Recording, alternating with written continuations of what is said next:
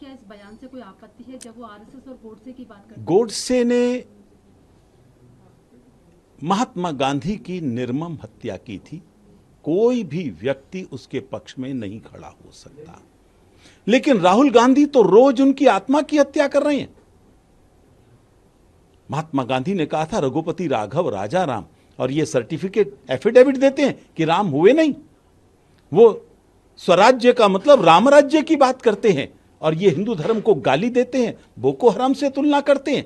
इसलिए मैं समझता हूं गोडसे ने बहुत घृणित काम किया था, लेकिन उन्होंने उनके शरीर की हत्या की थी। ये उनकी आत्मा की हत्या रोज करते हैं। ये नफरत की दुकान ही लेकर चल रहे हैं, साइन बोर्ड मोहब्बत का लगाने की कोशिश कर रहे हैं। कोई इस पर विश्वास नहीं करता। सर, जयपुर का जो मामला है बाइक एक्सीडेंट वाला इशू, अब वो कम्युनल हो गया है। लगातार वहाँ पर विवाद हो रहा है, हिंदू मुस्लिम, एक बाइक विवाद अब हिंदू मुस्लिम का विवाद हो चुका है। जयपुर का मामला एक रोड रेज का मामला है, और उस रोड रेज के मामले को सांप्रदायिक रंग दे दिया जाता है। मरने वाला चूंकि मुसलमान है, इसलिए क्या सारा मुस्लिम समाज सड़क पर उतर जाएगा, हिंदुओं की दुकानें तोड़ेगा, हिंदुओं पर हमले करेगा, उनकी बहन बेटी की इज्जत को लूटने की कोशिश करेगा? ये कौन सी सभ्यता है? और ये चरित्र इनका केवल यहां नहीं, पूरी दुनिया में दिखाई दे रहा है। आखिर फ्रांस में क्या हुआ, बेल्जियम में क्या हुआ, जर्मनी में क्या हुआ, वहां भी सब जगह इनका यही चरित्र दिख रहा है। जहां जहां की सरकारें सेकुलरिज्म की आड़ में मुस्लिम तुष्टीकरण करती हैं, वहां वहां इस तरह की घटनाएं बढ़ती हुई दिखाई दे रही है। आखिर दिल्ली के नांगलोई में भी तो यही हुआ। तो यहां पर यहां की सरकार उनको प्रश्रय देती है, उनको सब प्रकार की सुविधाएं देती है। अरे तुम्हारा प्रशासन से मामला हो सकता है, हिंदू पर हमला करोगे? और वहां भी सीमाएं पार हो रही हैं। कन्हैया की हत्या प्लैंड वे में की गई थी, उसको हत्या के कई दिन के बाद 10 लाख रुपया। और रोड रेज में एक हत्या हो गई, चूंकि वह मुसलमान है, उसको तुरंत 50 लाख। समाज डिमांड कर रहा है 1 करोड़। यह सरकार झुकेगी, और इसी का यह परिणाम है कि आज जो गुलाबी नगरी है उसका रंग लाल होता जा रहा है।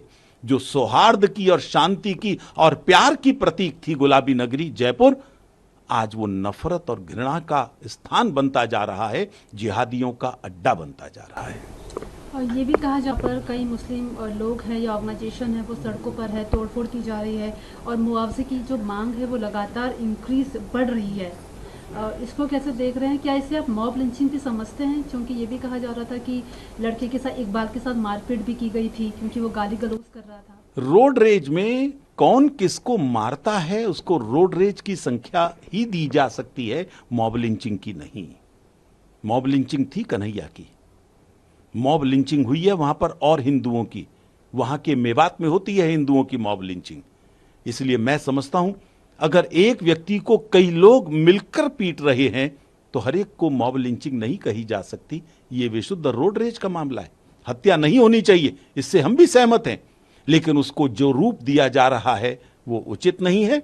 और इस मौके का फायदा उठाकर इन लाश के ऊपर राजनीति जिस प्रकार से कट्टरपंथी कर रहे हैं, कांग्रेस के नेता कर रहे हैं, वो किसी भी हालत में उचित नहीं कही जा सकती। राजस्थान में पहले भी 144 है, कई सांप्रदायिक दंगे वहां पर हुए, और अभी ये लेटेस्ट मामला भी है क्योंकि वहाँ चुनाव भी होने वाले हैं। तो आपको लगता है कि सरकार वहां पर एक विशेष समुदाय को बचाने की कोशिश करती रही है? क्योंकि पहले भी ऐसे मामले बचाने की नहीं, विशेष समुदाय को भड़काने की, क्योंकि वो एक कंपटीशन चल रहा है।